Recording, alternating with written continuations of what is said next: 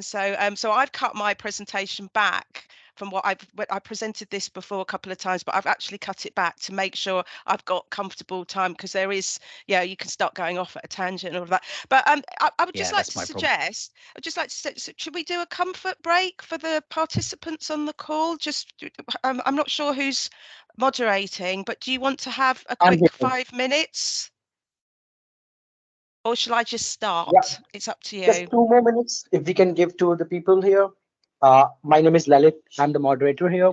Hi. So, hi, Leslie. So I would say a quick break for minute or two would be good so that Okay. people get comfortable. After so much of good information that Kevin provided for them, they need to little bit digest. You All tell right. me when to start. I'll start sharing my that Sure. first slide. We can do But some you check just check.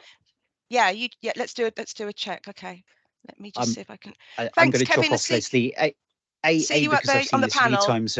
More importantly, my kids aren't very well, so I'm going to go and make sure they're doing Gosh, right. See you later. Fun days, but yeah, good luck and speak to you later. Thank you. Cheers. Bye. Bye. Thanks all.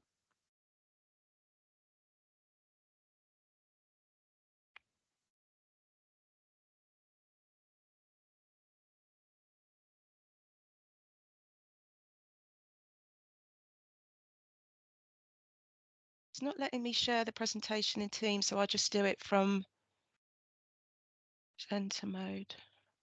If you can quickly share your screen, your audio is good. I just want to make sure that your video, the screen is coming good enough. Okay. Yeah, I tried to do it from Teams, when you present in Teams, but it's not doing it for some daft reason. So I'll just do it from here. Is that okay? Yes, that's fine. Okay, I'm going to switch my camera off because I start getting really animated. Do you mind if I don't have my camera on? But I'll put my camera on kind of like at the end, or I'll keep it on for the beginning. Actually, I'll just leave it on. Okay. The least I do with messing around, once that goes full screen, I can't really see anything anyway, because I can't see the so I'm full screen, so I can't see the controls, if you see what I mean. But no, don't worry about it. Yeah. I would say just introduce yourself on the camera, and then probably you can switch off your camera and then probably focus on your content. Yes. Your screen is visible perfect and everything looks good for me. We will start after a minute from now. Would that work?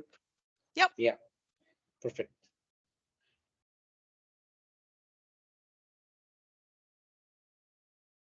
Oh, I can see the controls now. I was talking rubbish. Yeah, it's fine.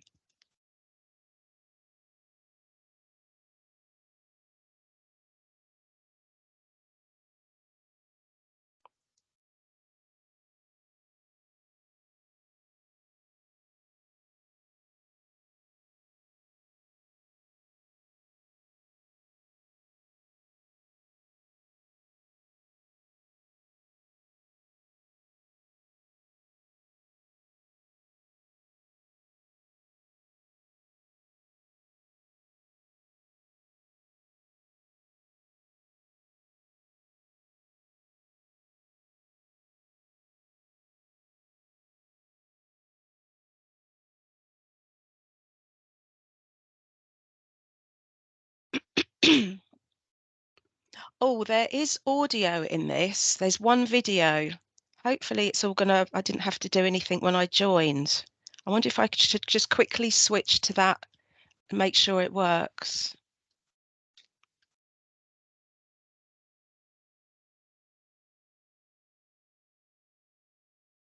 Could you hear that? The audio is not coming. No, I think you need to share with the sound. Do you think I need to come back out and go back in again then? I need to put that. Yeah, I will. Okay. So when you share your screen in your Teams, you get option to share your sound as well. Okay, right. Let me do it again. Yeah. It's just a really short video I want to show. Okay, so if Are we do, you sharing it? Okay, are you joining the meeting through browser? I can't. So I've got here share content, include computer sound. Got it. Done it. Absolutely, absolutely. There it is. Yeah, That's all got you it. have to do. Okay, Yeah. cool. I Can nearly you play forgot about that that. quickly and make sure it's working for us? I sometimes do it Yes. before a meeting. Perfect. Okay, perfect. Okay, nearly forgot about that. It's just a funny little video that I think people might enjoy. Right, share full screen. Back to the beginning, and then I will start. Okay. Yes. Yay! Hi everyone. My name is Leslie Crook. I'm in the UK, so it's still good morning here. It's 20 past 11, but good afternoon to you all over in India. I hope you've really enjoyed the session so far. So my session is Chocks Away, SharePoint and Teams prepared for Copilot. A little bit about, just to introduce me. So I am the founder of the Viva Explorers. Not sure what Kevin, how he introduced us, but we are like-minded MVPs from around the world. There's now, I think, 78 of us, and some of them are the lovely people that have organised this wonderful event. We are, I think, in about 18 countries. We span the partner network. I actually did a count up just yesterday. I should have done this before. I think we span about 15 partner, if not more, across the Microsoft partner network. So we are a group of MVPs that are not in competition with each other. Viva, as I think we all have gathered now, is a huge range of products, and no one can be a specialist on everything. My background is corporate communications, employee engagement, internal communications. So I'm not a techie guru, and I think I'm probably the only one, still the only one in the MVP program that has got that background. So the reason I started the Viva Explorers was because I tried to do sessions back when it first launched, whenever it was 18 months ago, talking about the goodness of Viva, and I struggled because there's so much going on in there that I didn't have my head round.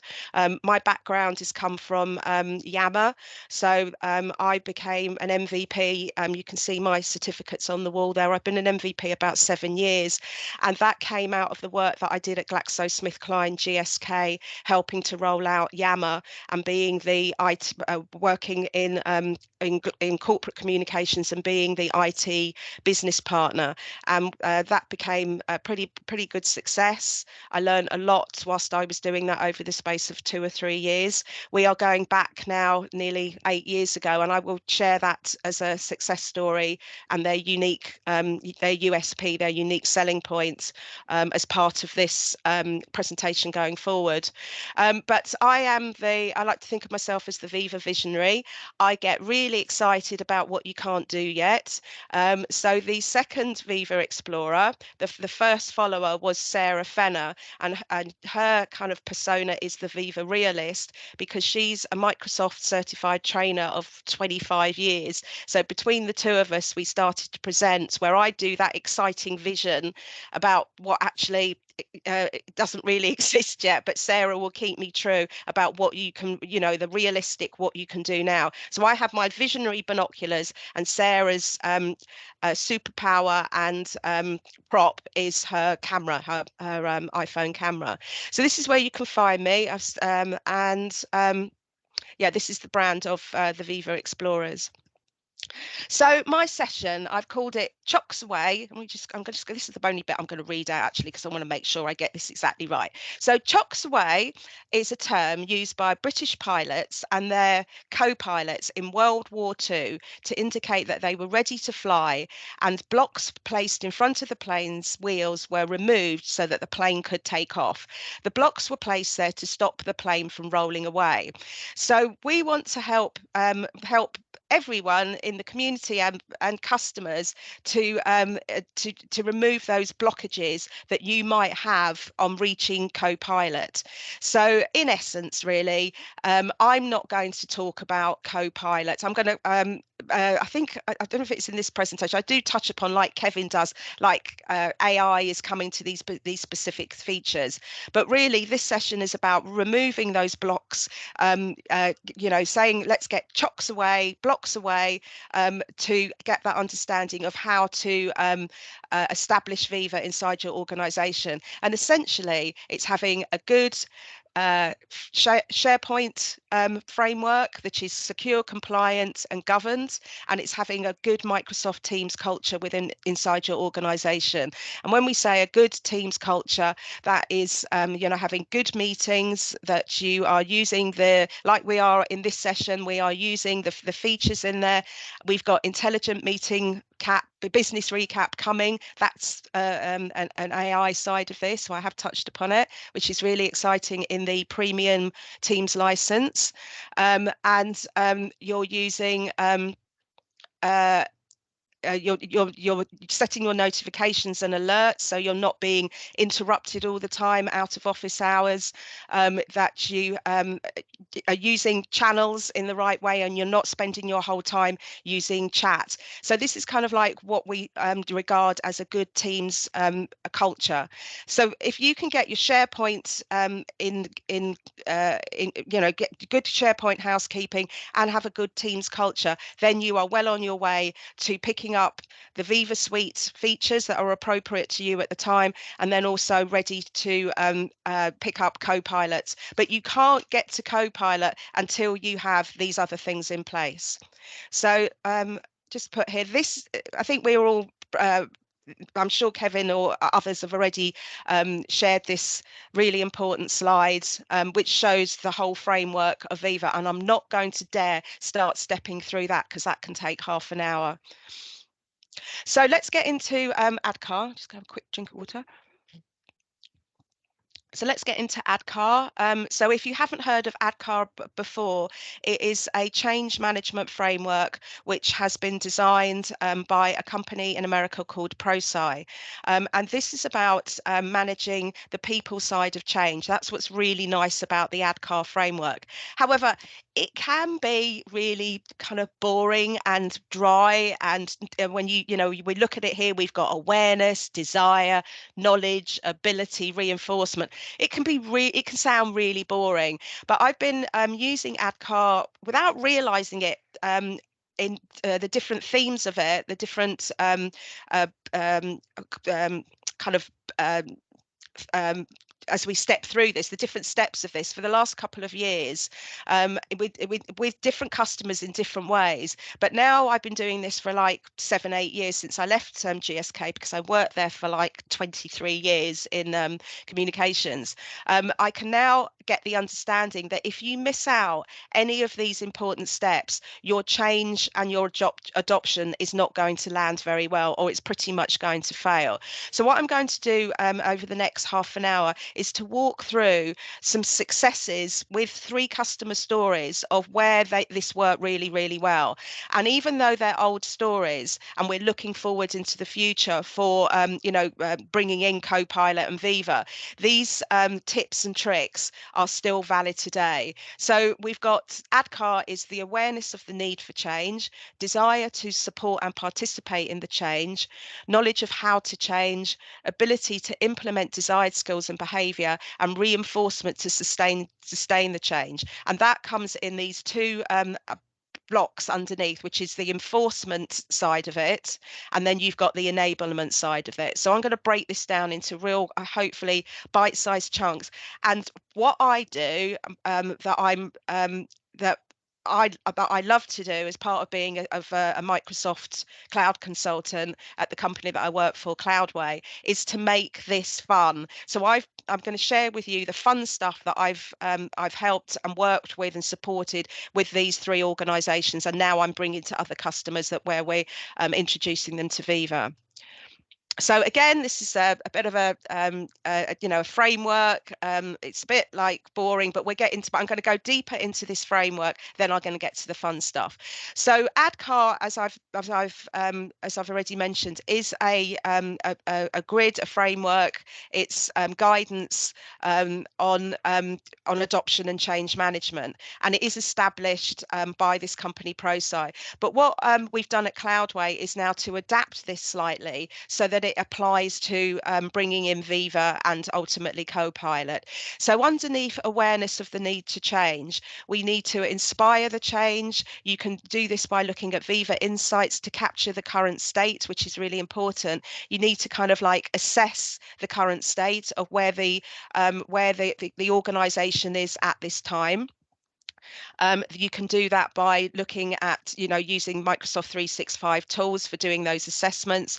I go on further here through capturing, doing persona profiling and doing interviewing and research to discover the frustrations and challenges inside an organization, and then how we can map that to kind of future ways of working. So here we've got employee experience surveys, as I've already mentioned. So Kevin was talking about Microsoft Forms. We've got Viva Pulse and Viva Glint to capture where the organization is currently and how, and then there's recommendations there within those applications to guiding improvements to avoid burnout. You can combine this with your strategic goals, and this is where you can build in your OKRs going forward. So it's helping an organization to do a bit of navel gazing to look at actually where they are now. And one of the interesting things I always point out to a customer is look at your website, look at the message that you're sending out to your world, to your customer base, on who you actually are, and then in reality take a stock check of, actually, are you doing those things internally? So it's often good to say, can you actually really meet the mission statement of how you're working internally inside your organization, and are you really collaborating and communicating, to the best of your ability? So then it steps on to the desire to support and participate in the change, and that's this enforcement stage. So the most important thing about a change management program is that you found a stakeholder that is going to walk the talk. So, and this is where this word of empathy comes in. You need an empathic leader and stakeholder that's going to have commitment to this program of change. Empathy is a huge part of actually Viva Insights. So the tools that are in there for managers is there from an empathy point of view, where the manager can go in there and have a look at how his team are operating, how they are living their work life, which is going to obviously impact their personal lives.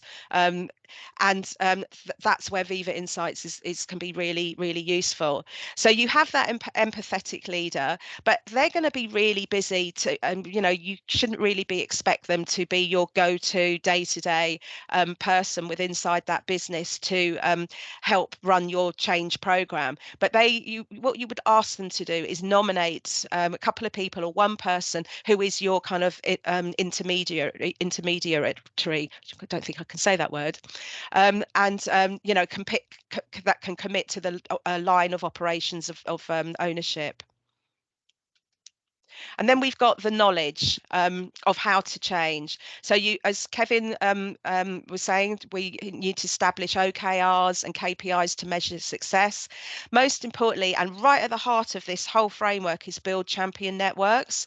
I've already mentioned persona profiling. I'll get onto success stories in a second. And this is where what I do, my bread and butter, is help organizations establish communication plans and channel management. The channels we're referring to Outlook and SharePoint and Viva Engage. That was Yammer, and Microsoft Teams channels, and not so much chat, but establish those channels, establish your target audiences inside of an organization, because you want to communicate that plan, but you want to have two-way mechanisms. And so we've got now so many two-way mechanisms with inside you know, the Microsoft 365 ecosystem. It's kind of like too many places to communicate.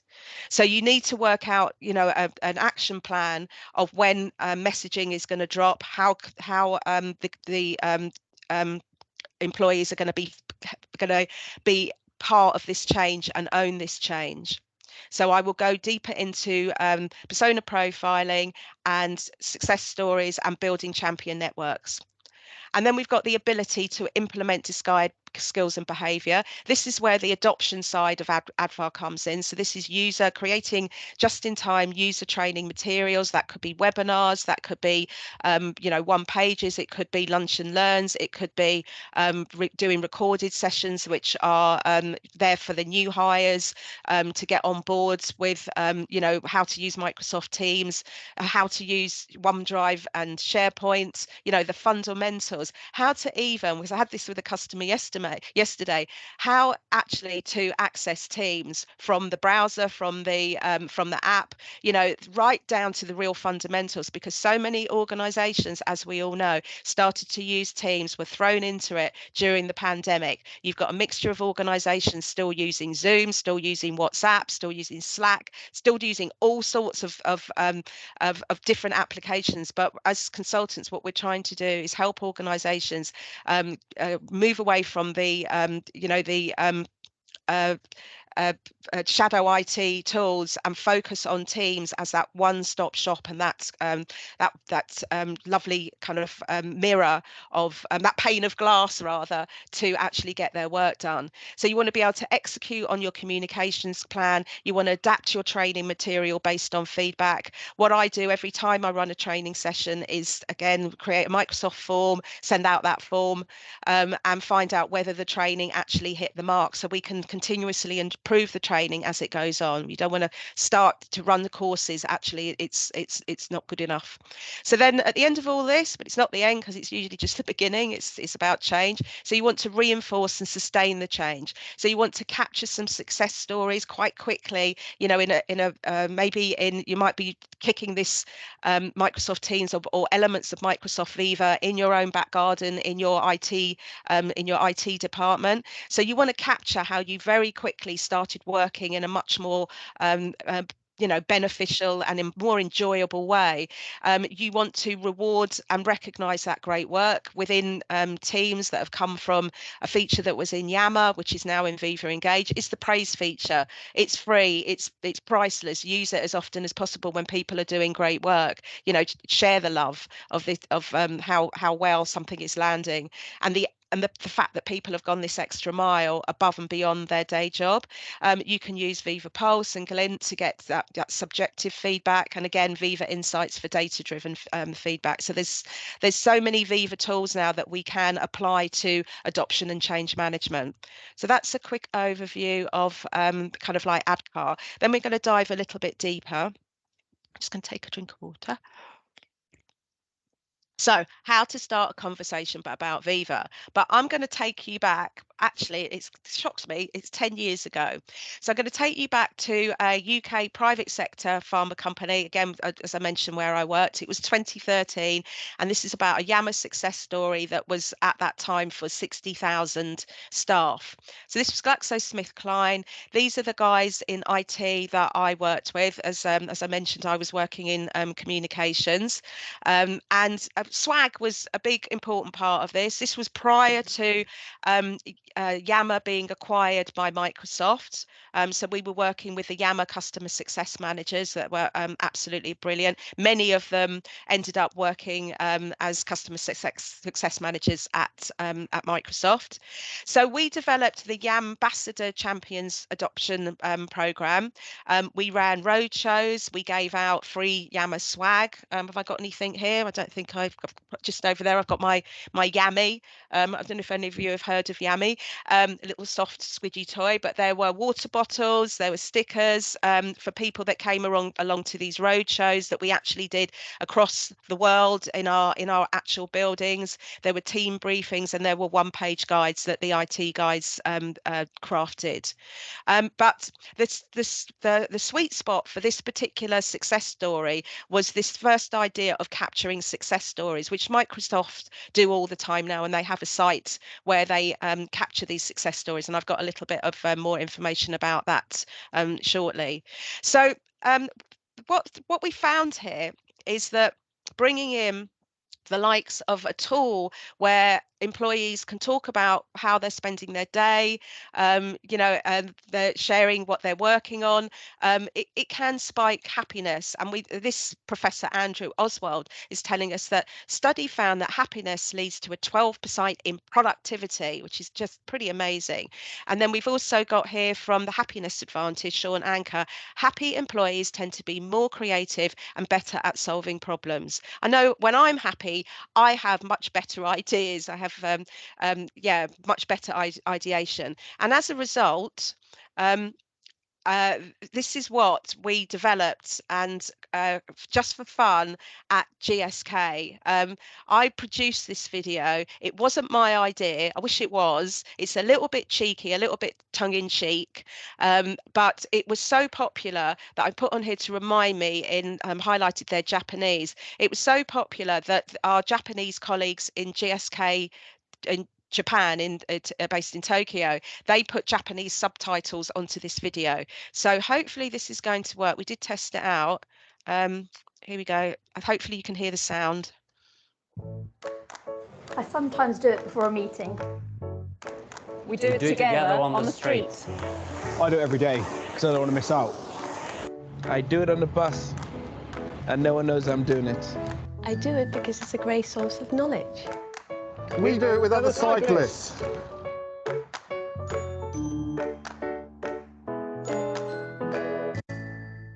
Okay, so that was us launching. Oops, that was us launching. I think the app and using your mobile phone within the company. We had a lot of laughs making that, and every time I see it now, it's 10 years old, it still makes me giggle when I hear that music. So it's kind of like thinking out of the box. It's allowing your employees to take ownership of a change inside the organization. All of those people were real employees in the business, and they were all loving and using Yammer. What we also started to hear, or was introduced to me at this time by my colleague Joe Francis, who was the IT lead on this in the US. He introduced this idea from a chap called John Stepper called working out loud. And working out loud basically means sharing your work with a view that others might find it helpful and others might help you improve your work. So John worked at Deutsche Bank. He coined the phrase with Bryce Williams, who was the CTO at Lilly in a pharmaceutical company in USA. You have here a bank in Germany that was encouraging people to work out loud. They were actually using a product called Jive.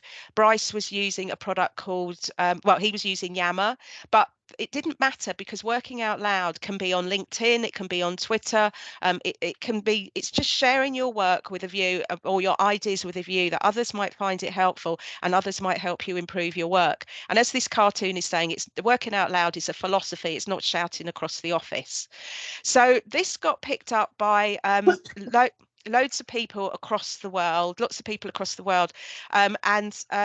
This consultant, Simon Terry, who's in Australia, he did this kind of model. There was lots of models created of it. I've got a little model. I'll show you that in a second. But basically working out loud, using these collaboration tools, which was focused on Yammer at the time, was around connecting. Then it steps up. Once you connect more with people that perhaps you don't work with on a regular basis, then you're going to be sharing more broadly. Then you're going to be solving problems, and solving problems, you're going to be innovating and having that competitive edge. So I just think this still stands today. You have that kind of step up process the whole way. And then, as I mentioned, we've got these little cartoons and animations that were created by others, like-minded people in organisations that were kind of like, we talk about them as intrapreneurs. So they're entrepreneurs, but they're intrapreneurs inside a business, which is a really nice title. So these are from organisations, as I said, all over the world. The Working Out Loud philosophy, which is now a book by John Stepper, a lot of German organisations really got behind this because it got picked up by Deutsche Bank, which is astonishing, really, because of the German Works Council that, you know, have got that very kind of regulated view around managing, you know, working around sharing people's data and everything.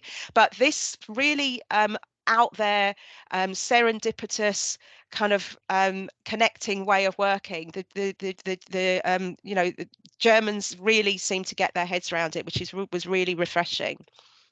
So this was my version that I created around the use of Yammer, but I've changed that now to Viva Engages, because it still applies to Viva Engage. So I like to think about this as different personas inside of an organization, but it's not like different job roles. They're different personas and people that are switching hats. So I used to think about the way I was operating in GSK around getting my day job done, but also being on the Yammer network. And I was an astronaut. I'm connecting, sharing, solving, and innovating, just as Simon Terry was alluding to in his step diagram.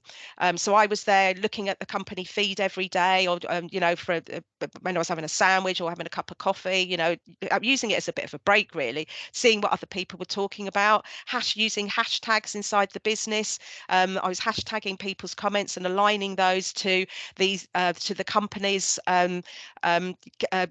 personal development plans. Go a little bit about that in a second. I was actually thinking about Viva Goals before Viva Goals even existed, by using that kind of hashtagging or Viva Topics. Then you're being a detective, capturing the voice. We can all be reporters. We've all got fantastic phones. So looking for possibly stories that have been shared by employees that could be turned into global news stories. You could be a surveyor. You can be using polls. We've got Viva Pulse, and we've got Viva Glint now. So that's where that was coming in from. We could all be heads of state. Back then it was only likes. Now we've got an array of reactions and gifs. So we've got the Queen here, God bless her. And then we've got we can all be sports fans. I like to think this is about having fun with a purpose. So the likes of Viva Engage is great for sharing if you've got any charitable events that's going on in the company. I'm working with a customer at the moment, and their charity arm is called the Fat Bottom Boys and Girls, which I think is so funny. But they've got a cycling, international cycling group, which will go around the world and raising money for charity. So that is, you know, absolutely perfect for something like Viva Engage. So, but back then I originally called this the 6 Yammer hats. So if you want to have a look, I've got a blog about this, which is quite old now. But if someone can go on mute, or put everyone on mute except me, because I'm hearing a lot of background noise.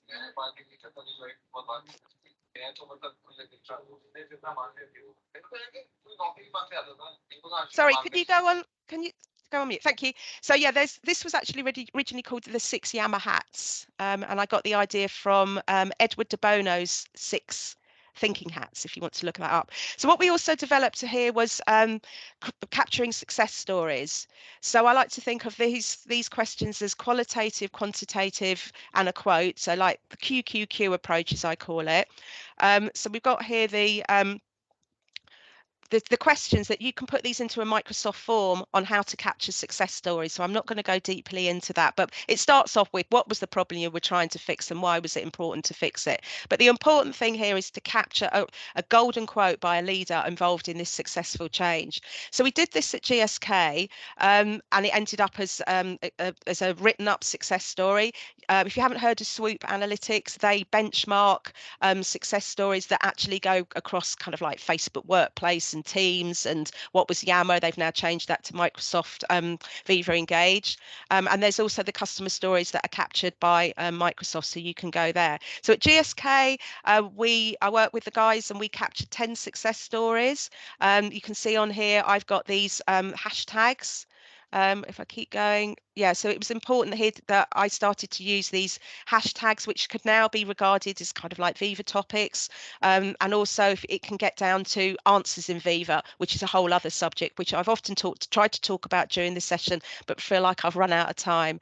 So the next success story I'm going to go on to quickly is the UK public sector. So this has now jumped 5 years. I'm now a consultant and I'm working with the National Health Service, and this is 2019. So this was about bringing in Teams to 20 local GP practices in the area of Manchester, and we named the champions that were using Teams pretty well, a small group of them.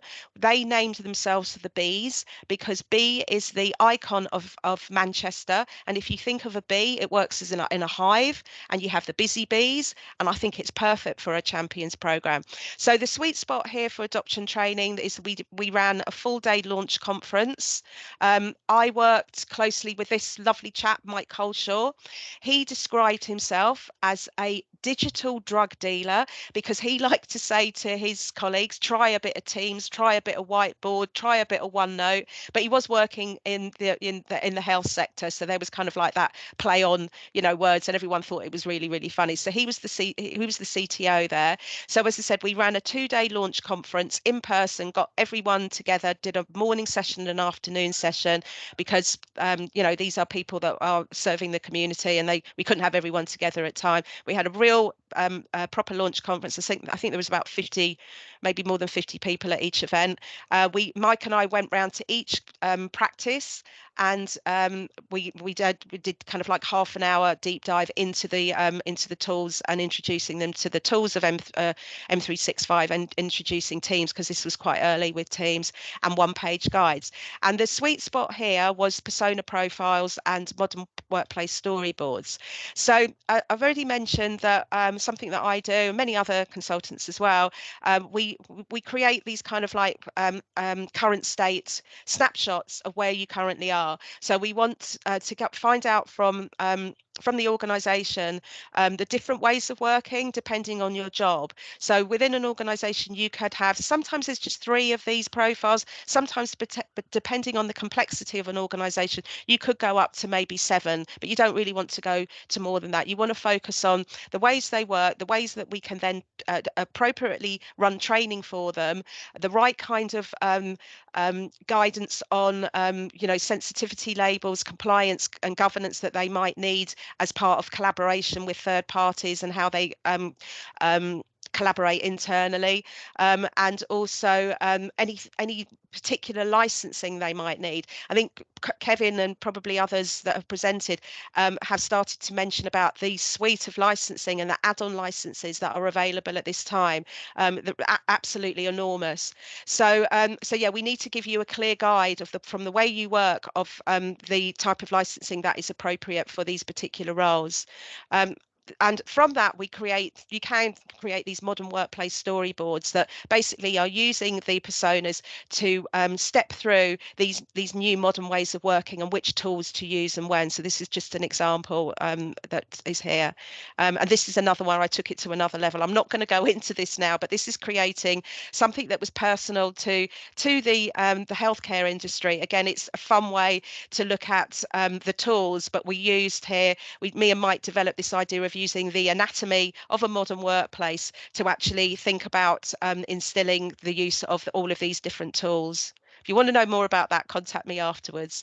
So the last one here is another public sector. So this was the Department of Work and Pensions. This was rolling out Teams really fast to the department that was managing the benefit system in the UK, and suddenly people were working from home. So this was an immense project that I worked on with a company called Simity. These are the guys that I worked with, and the unique unique USP here that Stephen Wade introduced to me was the idea of using, or the brilliant idea of using identifying champions in your business using productivity scores. So this is priceless, because often when you're running a champions program, you kind of think you know who your champions are, or you say, who would like to volunteer to be a champion, or you're nominated to be a champion by your boss. But this can really quickly help you discover who is using your tools really well, really quickly. So if you want to know more about how to do this, my colleague Nikki Chappell at Cloudway is a principal cloud architect, and she's like the goddess around using productivity scores. And there is a link on here, because no doubt we'll be sharing the slides, and I'll put it in the chat afterwards, of where you can actually go to find how to find your productivity scores. And it will show you there. Some organisations, I just want to caveat, some organisations, depending on privacy legislation, you might not be able to see it, but we've not heard of many organisations where you can't dive into that data and see a list of who's using what in your organisation, and a lot deeper detail. So just to recap, everything I've shared goes back, as I said, over the last few years. So we heard about the ambassadors, the bees. Oh yeah, the DWP, they called themselves the pioneers because they were pioneering new ways of working, which I thought was brilliant. So I've shared with you how to capture success stories, how to use the power of using persona profiles to identify your training needs, your licensing, and kind of like what kind of sensitivity labels you might need, and identifying the champions using productivity scores. So this is all the things you need to prepare you to using Viva and Copilot. So that was focused on Yammer, and those two stories were focused on Teams. So champions. So yeah, champions is really important. So for these different themes of Viva, of connections, insights, purpose, and growth, you're going to need different types of champions in your business. So I've put on here the different kind of roles that you're going to be focused on. So for connections, you're going to want some really good SharePoint expertise. You're going to be you need to be really confident and have that confidence around collaboration.